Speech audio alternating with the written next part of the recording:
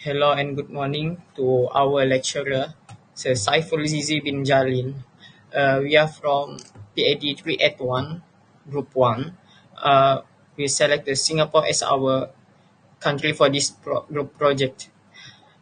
Here is our group members. I'm Muhammad Adam Tarmizi bin Hamid, Nur Maisha binti Andi, Adawiya Adwira, and Elina Maisara. Okay, now Singapore. Singapore is famous with the economy sector. In here, a major global port and a highly prosperous country. Besides that, Singapore have a strategic location in the heart of Southeast Asia. It is a neighbor country near the Malaysia and the Indonesia. Okay, now we move to the next agenda. Singapore is a very interesting historical background. It all began in 1819 when System Purpose founded Singapore as a British trading post. This was the start of Singapore's development as an important port city. In 1826, Singapore officially became part of the Straits Settlements under British colonial rule, together with Penang and Malacca. During World War II, from 1942 to 1945, Singapore was occupied by Japan. This period was very tough for the people, as there were many hardships under Japan's control. After the war ended, Singapore returned to British rule and later achieved self-government in 1959 with Lee Kuan Yew as the first Prime Minister. In 1963, Singapore joined Malaysia, but due to political and economic differences, it separated and became an independent republic on 9 August 1965. By 1971, all British military forces withdrawn, and Singapore started building its own defense and economy. Through the 1919 and 2000, Singapore became one of Asia's four tigers, known for its rapid industrialization and economic success. Today, Singapore stands as a modern, secure, and globally recognized financial hub. I will be talking about the political background of Singapore. First, system of government. Singapore is a parliamentary republic and follows the Westminster system, which is similar to that of the United Kingdom. Its governance is based on constitutional democracy, meaning that all laws and policies must comply with the Constitution. In this system, elected officials are accountable under the law and decisions are made through parliamentary process. This to ensure both continuity and stability in governance by providing a legal framework for citizen rights. Second, ruling party. Since 1959, the People Action Party has been the dominant political party in Singapore. The first Prime Minister, Lee Kuan Yew, played a pivotal role in shaping the country's political and economic landscape. Under his leadership, the government prioritized economic growth, equality, education, and racial harmony, which laid the foundation for Singapore's rapid development and stable society.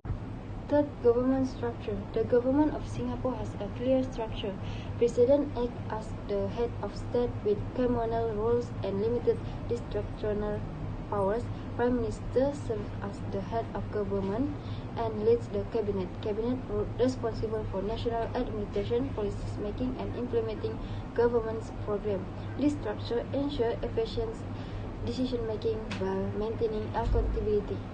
Fourth, political pressure. Singapore political system is characteristic by stability, efficiency, and integrity.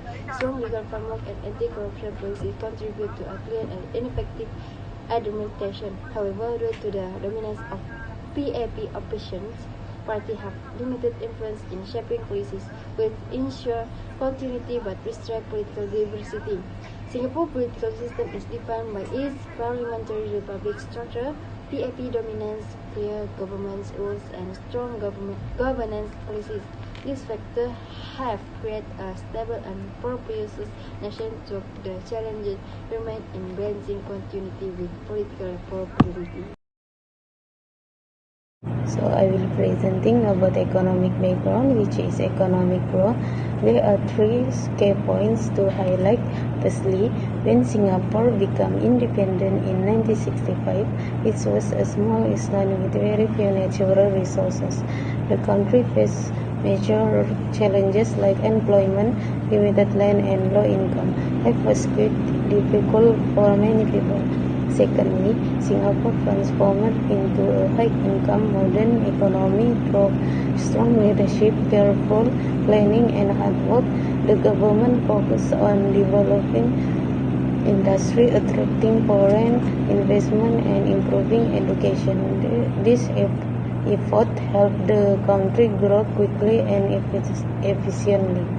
Lastly, this progress is often called the Singapore economic miracle. It shows how Singapore grew from a struggling nation into one of the most advanced and prosperous countries in the world.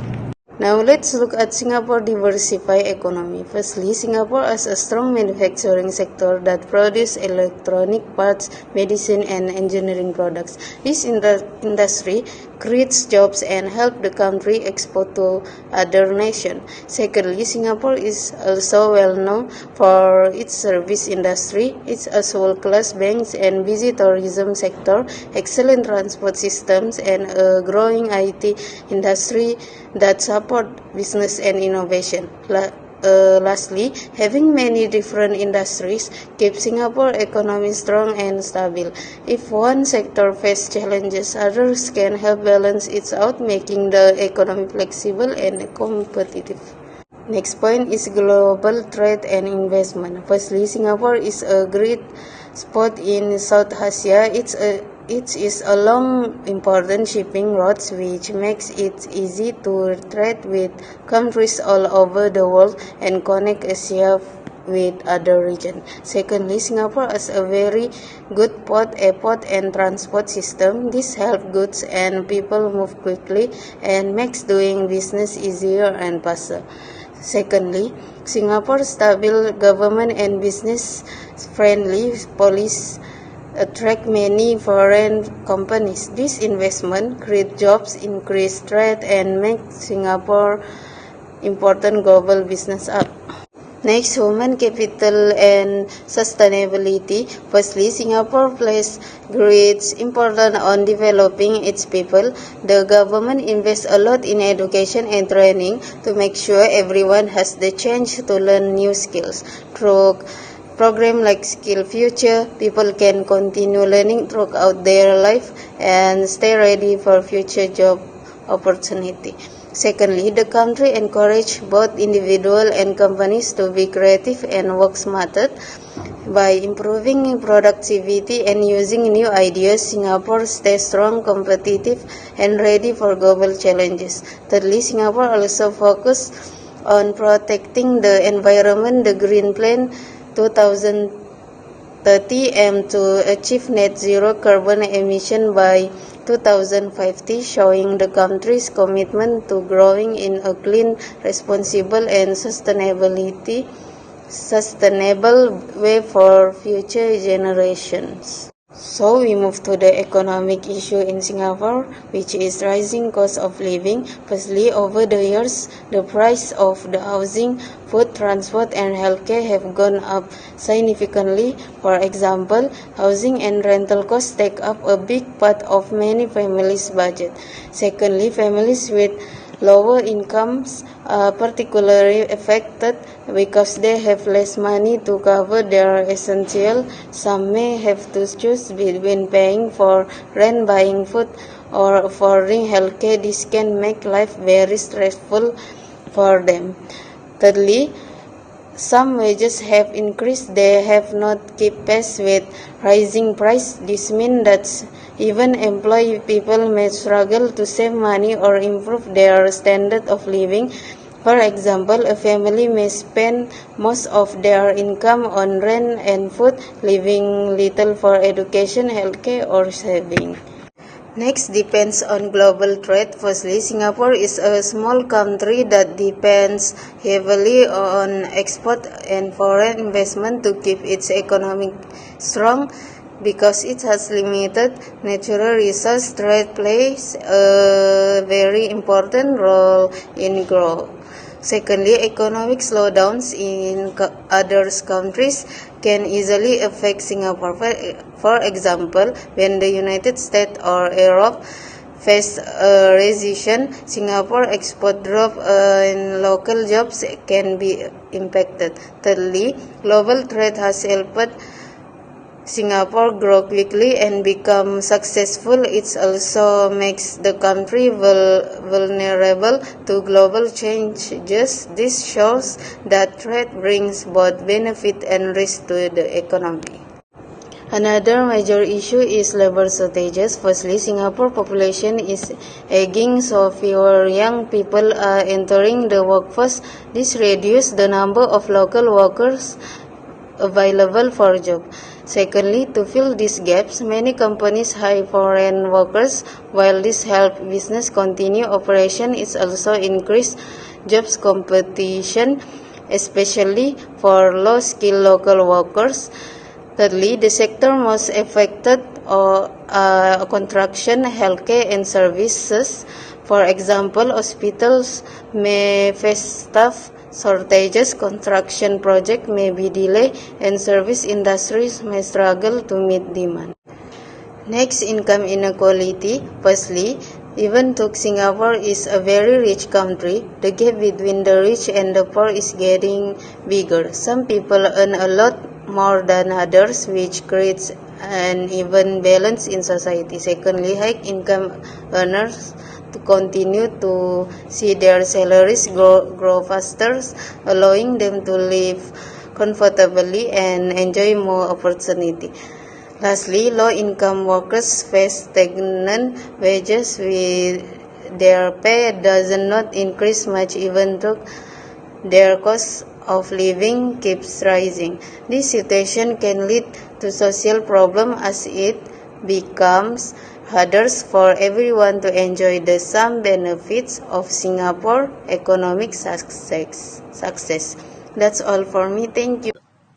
Now we move to the social culture in Singapore.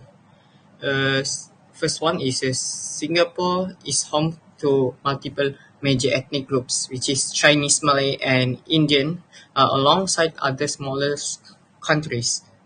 This diverse cultural mix shapes the nation's identity, influencing its food, language, traditions, and social interactions. The government actively promotes racial harmony to ensure that people from all backgrounds live, working, and learn together peacefully. As a result, Singapore has become a model of multicultural coexistence. We move to the second one, the language and communication. Here, the English is widely used in Singapore and serving as the main language for education, business, and government, and enabling effective communication among its multicultural populations. The third one is a variety of festivals, food, and religion. In here, the Singapore celebrates a wide range of religious and cultural events, including those rooted in Buddhism, Hinduism, and Christianity, and also the Islamic. This kind of creating a lively and inclusive atmosphere throughout the year. Visitors and locals can also explore vibrant neighborhoods like Chinatown, Little Indian, and Kampung Glam for the Malay, each offering a rich blend of history, heritage, and authentic cultural experience. Um, okay, now we move to the issue in Singapore. Even Singapore famous with the economic structure, but there are some issue in Singapore, which is the social issue, political issue, economic issue, and security issue. Um, Social issue. We move to the social issue in Singapore first. Uh, the first one is Singapore face demographic shifts. In here, the older population continues to increase while the younger generation becomes smaller. These are creating a long-term challenge for the workforce, healthcare system, and economic sustainability because the birth rate are decreased year by year. So young generation become more smaller than the older population. The second one is migrant workers and labor rights. Here, the migrant workers in Singapore have been highlighted as a group facing poorer conditions, limited social protections, and precarious employment. These are raising concerns about their welfare, living standards, and the need for stronger policies to ensure fair and safe treatment. Now we move the third one is supply and land scarcity. In Singapore, uh, Singapore is land scarce, which limits how many homes can be built, creating constant pressure on urban planning and For political issue, first, freedom of speech. In Singapore, freedom of speech is carefully regulated. Media outlets and online content are tightly controlled by the government. The main purpose of this regulation is to maintain social harmony and prevent the spread of misinformation which could disrupt society. However, this comes with concerns. This strict control can limit open debate and criticism of the government, making it challenging for citizens to freely express dissenting opinion or challenges policy. While it promotes this stability, it raises questions about the balance between control and democratic freedom. Secondly, political stability and governance. Singapore is widely recognized for its political stability. The government effectively maintains public order and fosters continuous economic development. In addition, Singapore is known for good governance, characteristic by transparency, efficiency, and low level of corruption. The government ability to implement policies efficiently contribute to high standard of living and investor confidence. The challenge, however, lies in finding the right balance between government control and democratic freedom. While stability is important, citizens also value opportunity for participation and debate in decision making. Third, ruling party dominance. Since 1959, Singapore political has been dominated by the People Action Party. This dominance ensures stability and continuity in governance, which has contributed to Singapore's rapid economic progress. However, this long-term dominance limits political diversity. Opposition party face significant challenges, including restricted media access, strict legal frameworks, and the risk of defamation suit. This factor makes it harder for alternative voices to gain traction. Fourth, political competition. The election landscape in Singapore is heavily influenced by PAP dominance. Opposition party often find it difficult to win seats due to media restriction, strict assembly laws, and legal hurdles. As a result, election may appear less balanced with limited political competition. While this ensures continuity and stability, it also restricts the development of a fully competitive democratic environment. In summary, Singapore political system is marked by strong stability, effective governments, and PAP dominance, but this comes at the cost of restricted freedom of speech and limited political competition. The challenge for Singapore moving forward is to maintain social harmony and development while gradually fostering greater democratic participation. Next, let's talk about the security issues in Singapore. Firstly, one of the main concerns is terrorism. Singapore faces the threat of extremist groups such as Jamaah Islamiyah. The government is very strict in preventing terrorism through the Internal Security Act and community programs like SG Secure, which encourage citizens to stay alert and report suspicious activities. Secondly, cybersecurity is a major issue. As Singapore is highly digital, cyber attacks can target government systems and financial institutions. That's why Singapore formed the Cybersecurity Agency in 2015 to strengthen its cyber defenses. Thirdly, radicalization is another internal threat. The government monitors online content that spreads extremist ideologies and provides rehabilitation programs for those influenced by radical teachings.